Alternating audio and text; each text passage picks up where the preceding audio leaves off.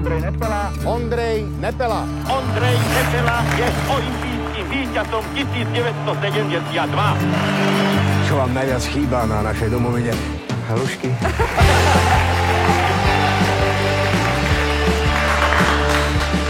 Ondrej reprezentuje od malička.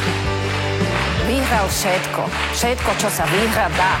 Dokonca ste že vraj dostali ponuku vystupovať v zahraničnej ľadovej show Holiday on Ice. Budeš to milovať a oni budú milovať tebe. Pre neho by to bola zaslúžená odmena. Kdyby bylo po mým, tak už sedíš v tom vlaku do Německa. Len treba ten papier.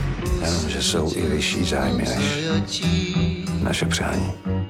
To je ako teraz myslíte? Okamžite navalte pás!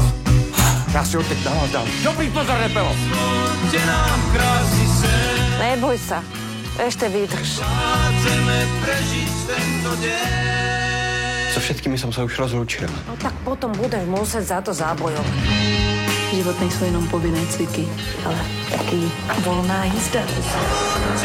Zvonky, zvonky, zvonky. Zvonky, zvonky, zvonky. Občiansky preukaz. Občiansky preukaz. Stojte. Punčáky. Koľko? Celú tácku.